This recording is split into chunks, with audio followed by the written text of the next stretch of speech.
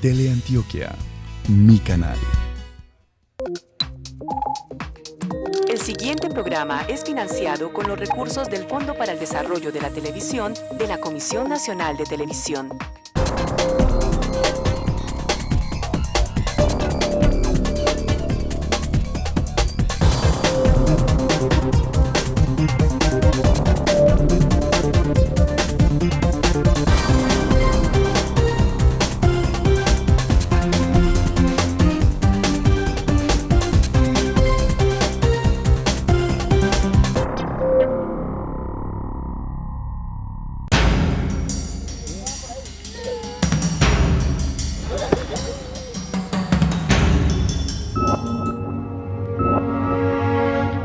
Para la década de los 70, la naciente industria hidroeléctrica en la región del oriente del departamento de Antioquia, que hoy representa aproximadamente el 30% de la energía del país, el ser corredor vial que comunica con el centro de Colombia, el aportar el 40% de la producción agrícola del departamento y formar parte del proyecto expansivo del área metropolitana, han hecho de esta zona del departamento una de las más atractivas para los actores armados ilegales.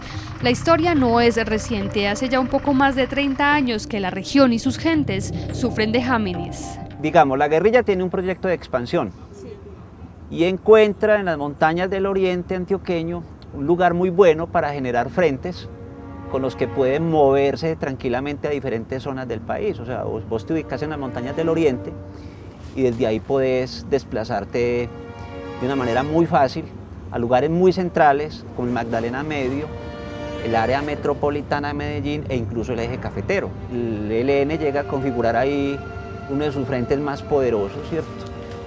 Y las FARC, que tenía muchísima fuerza en Magdalena Medio, se sube a raíz del problema que tuvo en Magdalena Medio, se asienta en la zona y empieza a tener muchísimo poder también, ¿cierto? ¿Por qué es fácil para ellos?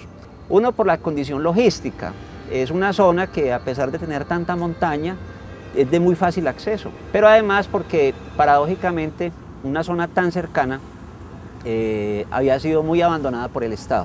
La mayoría de estos municipios no tenían una unidad de justicia, no tenían, es decir, la presencia del Estado nacional para estos municipios era la presencia esporádica del ejército. Lo que voy a decir puede generar alguna polémica, pero yo creo que lo hemos entendido quienes nos movemos en la región. Las empresas necesariamente le han pagado a los grupos armados y eso ha hecho que ellos estén ahí históricamente, ¿cierto? Hombre, que se vieron obligados, yo no entro en discusiones sobre eso, pero que recibieron dinero de las empresas asentadas en la región, lo recibieron. Sembraron muerte, desenterrando verdades. La región oriental del departamento ha sido, y aún hoy, reconocida por sus organizaciones cívicas, movimientos políticos y movilizaciones ciudadanas, las mismas que fueron para la década de los 90 apabulladas, extintas. Quienes sobrevivían, sus líderes o los campesinos de Asadón, necesitaban huir. El Estado reacciona cuando esa ilegalidad afecta núcleos importantes de la economía o de la política. Solo cuando esa expresión guerrillera empezó a estar tan cerca del aeropuerto internacional, de Llano Grande, del área metropolitana, el oriente se convirtió en un problema. El oriente llevaba 30 años gobernado completamente por la guerrilla. A nosotros nos sacaron de las casas selectivamente, a los hombres mayores de 16, 17 años, por todo el pueblo nos recogieron y nos metieron en ese sitio, el polideportivo, los del bloque metro. Nos metieron en ese sitio, nos metieron en la cancha de fútbol. Nos iban seleccionando a las personas que supuestamente iban a matar y nos sentaban en las tribunas. Nos amarraban ahí. Gracias a Dios, no sé qué pasó de ese sitio que hay allá, de ese morro. Dispararon. Y los que habíamos acá, nos alcanzamos a volar. Desafortunadamente mataron a 4 civiles ese día. Las puertas, le tomaba las puertas a uno de la casa, tenía que madrugar el otro día, medio pararlas como pudiera y estar pendiente, uno mantenía como un delincuente, uno todo era escondido y saber qué era lo que vivía y por qué lo estaban persiguiendo.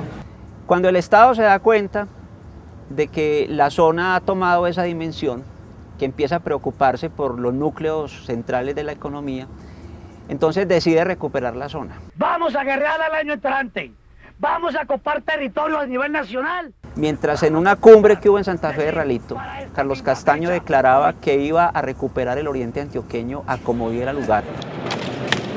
Al mismo tiempo, desde la gobernación se afirmaba, ¿cierto?, que iba a haber una recuperación militar del oriente antioqueño. Entonces fue una coincidencia, se crean unos batallones especiales para recuperar el control del oriente y empieza lo que se llama la retoma del oriente. Muchas veces nos tocaba que nosotros no sabíamos quiénes eran, porque muchas veces a la 1 o 2 de la mañana sentíamos que descargaban armamento y nosotros íbamos a prender la luz y dijimos, ¿qué hubo? ¿Por qué prende la luz? Apáguela. Nosotros nos tocaba apagarla. Después se nos metió el ejército allá, a esa casa. Y la gente me decía, vea, usted lo van a salir, lo van a matar. Cuando menos pensé, llegaron a la casa y hasta fue un hijo y un yerno me dijo, mamá, tenemos que salir. Dije yo, ay no, mi hijo es hermoso, sálgase usted porque yo de mi casa no salgo. Entonces me clavó un hijo y me dijo, mamá, si usted no sale, entonces mataos todos, porque no tenemos sino yo ya mañana, tenemos que salir hoy mismo o que mañana por la mañana. Entonces nos dijo, cierta persona nos dijo, se metió en los barcos, en pilas. Y nosotros cuando oíamos los oíamos mentar a ellos, nosotros sentíamos mucho miedo. Y entonces, inclusive que me dijo el patrón, venga para que me ayude si quiere recoger la herramienta. Le dije, no, yo no. Yo me la dejaría ahí mismo. En la retoma del oriente se hizo una cosa que se hizo en casi todo el país, que fue combinar fuerzas militares y paramilitares. Y ahí empieza el desorden más grande, porque lo que hicieron fue sacar a una guerrilla para meter a un paramilitarismo. Entonces, toda esa carga la sufrió la población, o sea, la población no era guerrillera, la población se había acomodado al gobierno de la guerrilla. Es que tenías que hablar con ellos, tenías que servirle a ellos, tenías que, es decir, eran el gobierno, ahí no había, es decir, el Estado no estaba ahí presente. Los líderes entonces aprendieron a sobrevivir con la presencia de la guerrilla. Y ahora llega el Estado a matarlos. Digo el Estado porque el Estado llegó de la mano de los grupos paramilitares. Entonces, mueven inicialmente dos bloques. El bloque Metro, que estaba más ubicado hacia la zona de Magdalena Medio, empieza a subir, a desplazarse, estaba muy asentado en el Jordán, corregimiento de San Carlos, y empieza a moverse, entonces llega hasta Granada, llega hasta Cocornada, y ahí choca con otro bloque que viene del Magdalena Medio, el de Ramón Izaza, que viene subiendo por la margen de la autopista, San Francisco, Argelia, Sonsón, y choca con un tercer bloque que viene del área metropolitana, que es el Cacique Nutibara. Hasta el momento no sé el paradero, no sé de dónde andará mi hijo, si es muerto o es vivo. Para mi corazón sería mejor que él estuviera vivo, que no de pronto una mala noticia. En nuestros municipios a muchísima gente le tocó ver pasar a mediodía, a pleno día, personas amarradas, secuestradas por grupos paramilitares para ser ejecutadas en lugares de ejecución que eran de conocimiento público. ¿Cómo éramos nuestra comunidad antes de desplazarnos? 5 hijos como piedritas del jobón y quedamos regados como pollitos, sin saber a dónde íbamos a caer. A 119 kilómetros de Medellín, en el oriente del departamento, está el municipio de San Carlos, destacado como paraíso turístico de Antioquia y conocido con el apelativo de capital hidroeléctrica de Colombia, lo que paradójicamente ha significado en parte su desgracia, la guerra. Este es el Hotel Punchiná, otrora uno de los más lujosos de San Carlos, propiedad de Gabriel Puerta, extraditado a Estados Unidos en mayo del año pasado. De ser un hotel de lujo pasó a ser un centro del terror y la tortura de los paramilitares, quienes estuvieron aquí entre el 2001 y el 2003. En este hotel permanecían varios miembros del grupo Al Margen de la Ley, y que al parecer ahí dentro de este inmueble se encuentran algunas personas enterradas. En este lugar se cometieron todos los vejámenes de la guerra. Eran entradas mujeres y las violaban, hubo homicidios que se cometieron acá adentro. Cuando se da la desmovilización y ya las cosas cambian en San Carlos, este lugar queda completamente abandonado. Pero en la mente de los vecinos se sigue considerando que acá es un cementerio, porque apenas obvio veían que entraban gente y nunca la veían salir, nunca se volvía a saber nada de ellos, su familia se quedaba ahí como en el limbo. De ellos la niña Lady Johanna Cano Mesa. Ella es Lady Johanna Cano Mesa, una niña de 15 años que el 2 de marzo de 2002, mientras estaba en el Parque de San Carlos, fue abordada por los paramilitares y entró aquí para nunca salir. La mandaron a llamar, el man ese la recibió ahí donde está la esquina del banco, y la trajo, y el otro estaba aquí. Hasta aquí llegó el equipo de exhumaciones de la Unidad de Justicia y Paz de la Fiscalía para tratar de encontrar el cuerpo de Lady. Según las informaciones, luego de violarla, la asesinaron y sepultaron en el patio. Lilia recorrió todo el hotel, buscó entre las ropas viejas algo que perteneciera a su hija y no se separó del fiscal, esperando tener buenas noticias. El periodismo ha conducido a quienes han estado cubriendo el conflicto en Antioquia a conocer a Lilia Mesa y a su lucha por encontrar a su hija desaparecida en el Hotel Punchiná. Pero ¿qué ha pasado con esta mujer, madre y víctima desde entonces hasta hoy? Ya regresamos.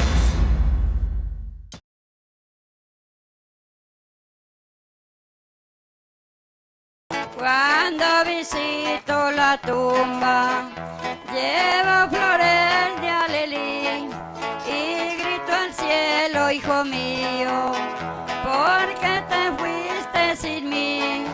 Mira que tus hermanitos viven llorando por ti. Ella iba a todas partes y ella era Lady tal cosa, Lady tal otra. Ella la llevaron hasta los Montes de María y estuvo por allá. Y ella venía, ella me decía, ay, vea, estoy cansada y de todo, pero ay, estoy mija en la lucha con lo de Lady. Luego de 6 angustiosos e interminables años, Lady por fin aparece. Versiones de implicados en el hecho condujeron a la justicia hasta el sitio exacto. Y en el solar, después de hacer todo un trabajo con la fiscalía, se logra evidenciar que realmente no existen cadáveres aquí sembrados. Que si habían habido cadáveres, ellos mismos se habían dado en la tarea de sacarlos. Y de hecho la niña, Lady Johanna, según toda la información recolectada, estuvo sepultada acá por más de 3 años en este espacio. Luego ellos mismos la sacan, le vuelven en camisetas y costales, porque fue así como encontramos su cuerpo, y por ese muro lo trasladan al solar de enseguida. Lugar, después de 1 año y medio de haberle estado buscando, la localizamos enterrada debajo de un perro. Fue una tarea muy ardua, pero el persistir, persistir y nunca desistir.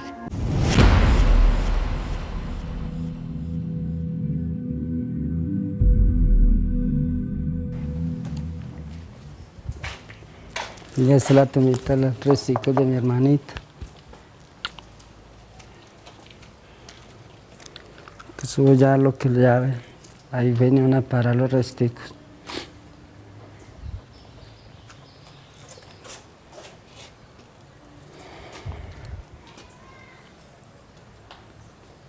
Enterrada por fin como la cultura que conocen les manda, Lady es visitada hoy por William, su hermano, quien además camina solo unos metros para acudir a otra tumba, la de su madre. Acá es donde está la tumbita. Sí, Lilia recién falleció, un cáncer la mató. Visitamos San Carlos a mediados de diciembre de 2011, aún no se había terminado la novena de doña Lilia. Llegamos 2 semanas tarde para conocer de su propia boca cómo se sentía después de haber recuperado a su hija hacía ya casi 3 años y a indagar qué cosas vinieron después de eso. Ya encontré a mi niña, que era lo que yo quería ya. Se relajó, sí, ya como que cambió más, como que ya había como más alegre. Y sí. Hasta que él ya le cogió la enfermedad y se la llevó, todo eso la llevó para ella enfermarse más rápido, más rápido. Hasta que ella no decía nada, pero ella sí se mantenía enferma. Que nosotros llegáramos tarde no es tan grave, quizás solo le negamos la posibilidad de hablar una vez más de sus pesares, pero lo que sí es inaceptable es que no fuimos los únicos en eso, otros sí tenían la obligación, la responsabilidad legal de cumplirle, y no lo hicieron. Doña Lilian Mesa termina siendo una víctima indirecta del conflicto, donde se refleja todo tipo de vulneración de derechos, siendo un agravante la impunidad.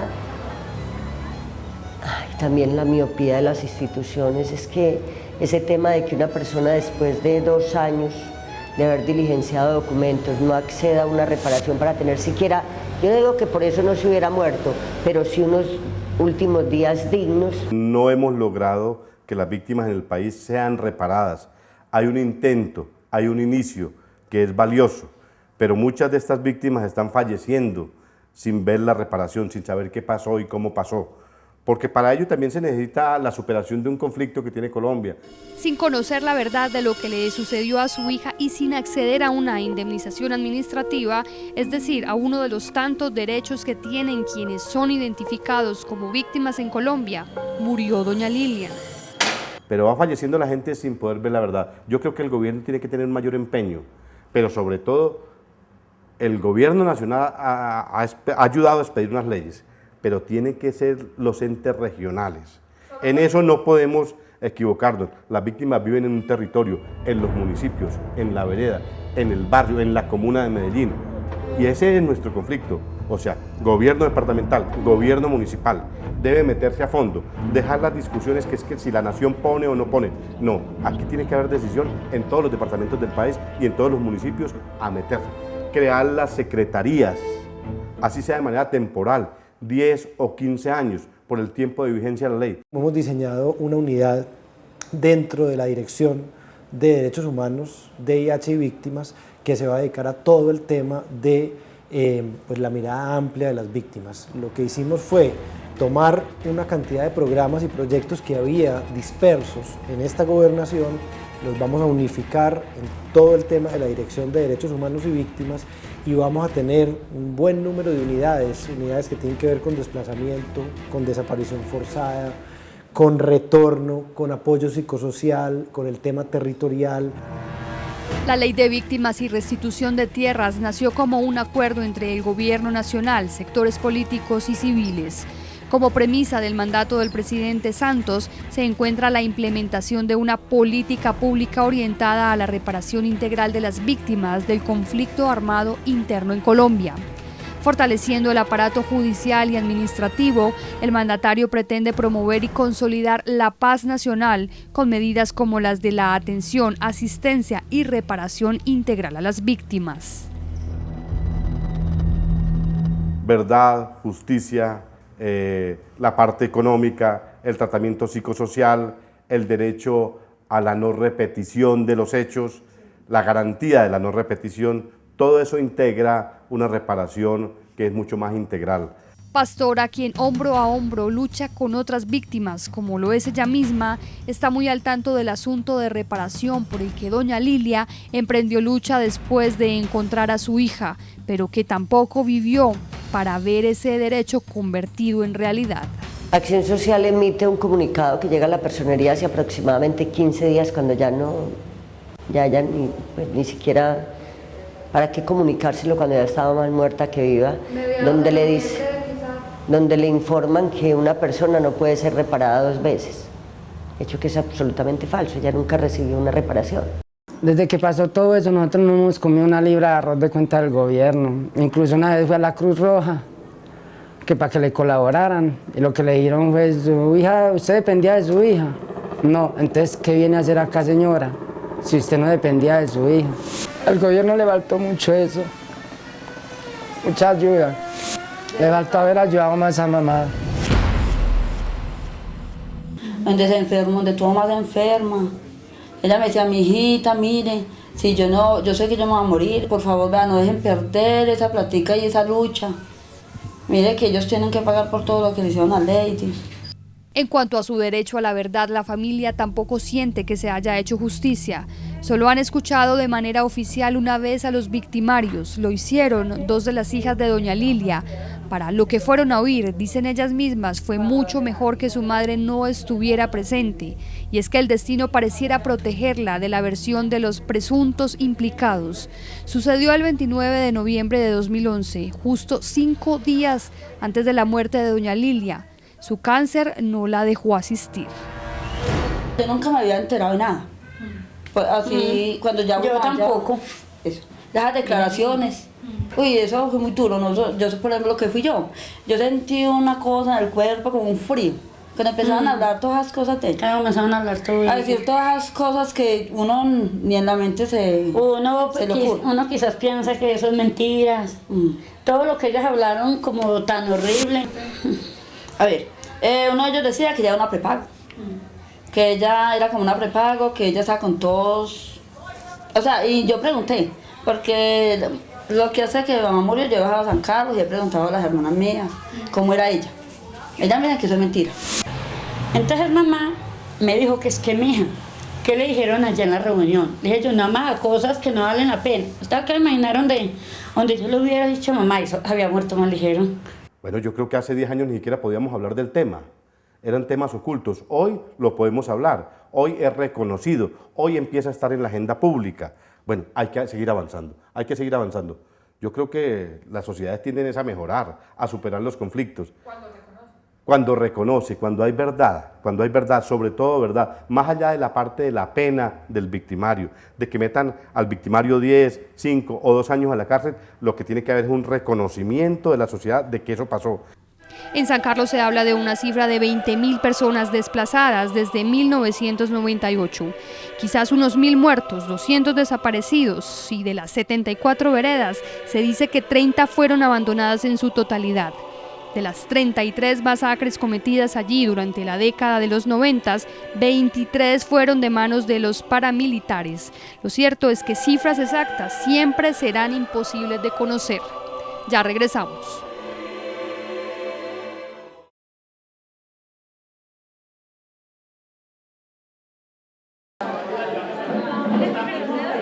La manito aquí, listo, va a poner la manito aquí. Cuando uno ve el trabajo que hacen las víctimas en un municipio como San Carlos, hay que aplaudirlos. Hay que aplaudirlos porque buena parte de lo que ha pasado ahí lo han hecho ellos con las uñas. Les ha tocado ir a buscar a sus propios muertos. Les ha tocado desenterrar su propia verdad. Ahora tienen muchísimo apoyo y esperemos que sigan teniendo mucho apoyo. Pero el Estado no logra ser todavía eficiente frente a la respuesta que tiene que darle a tanta víctima. Lo que se necesita es voluntad política e inversión económica. Para lo otro se necesita un tiempo, se necesita mucho tiempo porque son muchas heridas las que han quedado de la guerra y se necesita un proceso largo, se necesita que las instituciones hagan una apuesta que no sea momentánea, que no sea de un proyecto, digamos, de un tiempo determinado, porque reconstruir tejido social pasa por muchas cosas. Reza el parágrafo 4 del primer capítulo de la Ley de Víctimas. Las personas que han sido víctimas por hechos ocurridos antes del 1 de enero de 1985 tienen derecho a la verdad, a medidas de reparación simbólica y a las garantías de no repetición. Vamos a arrancar con un poco más de 60 personas dedicadas al tema, pero eso obviamente de acuerdo al trabajo con el gobierno nacional y los gobiernos locales puede ir creciendo. Hay que traer recursos y talento humano de otras secretarías y del gobierno nacional para apoyar a las víctimas en todo ese proceso de la ruta. Y es justo lo que las víctimas en San Carlos están haciendo para que a otros no les sea tan tarde como lo fue para doña Lilian. Hay que abrir espacios donde la gente pueda contar esas historias, que hay que abrir espacios donde la comunidad pueda encontrarse para reconocerse en esa historia, pero no solamente en esa historia, sino en lo que ellos han hecho para superar esa historia, porque yo creo que en este sentido hay que darle muchísimo lugar al tema de la resiliencia, al tema de la fortaleza de la gente para salir de esas historias y de esas situaciones de dolor. No me olvides, merezco una tumba. El lema con el cual seguimos buscando sensibilizar a todas las personas que sepan dónde puede existir una persona enterrada. un ser humano enterrado, porque nuestros campos deben ser utilizados nuevamente para sembrar alimentos, pero no para sembrar seres humanos. Con el conocimiento de muchos, sin el permiso de nadie, desde la Fiscalía General de la Nación saben que acá estamos, porque este edificio está confiscado por estupefacientes. Ahí estamos esperando que avancen los trámites y algún día le digan al municipio de San Carlos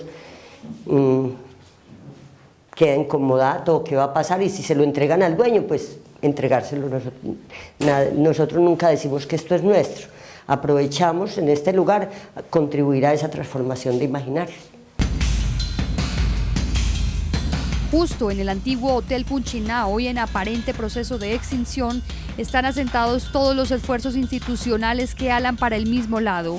Allí funcionan el Centro de Acercamiento, Reconciliación y Reparación del municipio de San Carlos, CARE.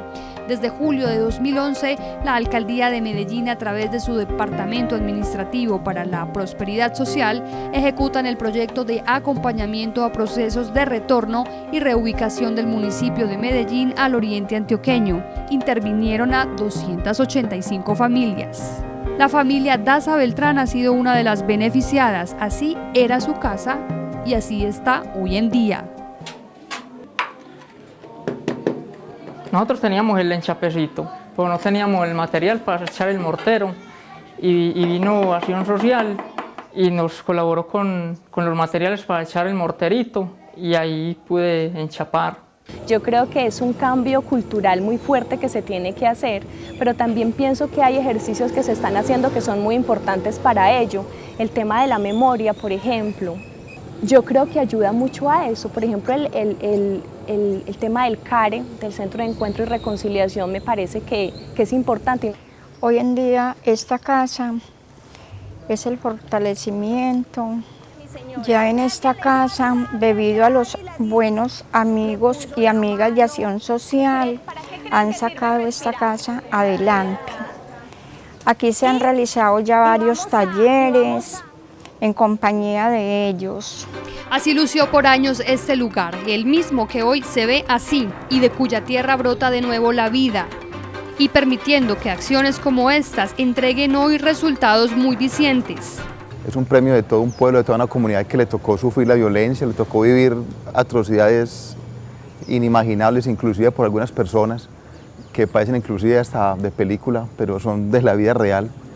Y que una comunidad que sufrió tanto tuvo la capacidad de a través de empoderamiento, de amor propio, de ganas, de salir adelante y lograr un Premio Nacional de Paz.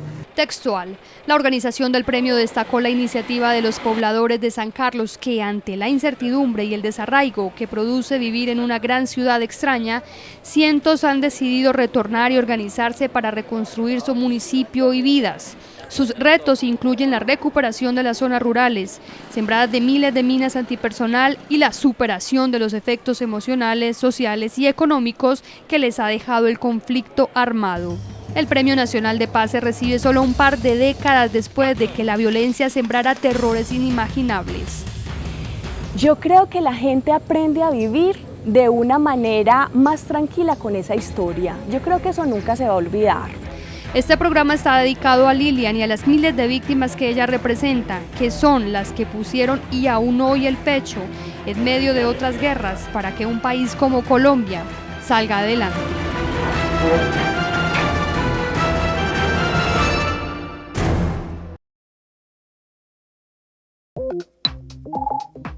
La anterior transmisión fue financiada con los recursos del Fondo para el Desarrollo de la Televisión de la Comisión Nacional de Televisión.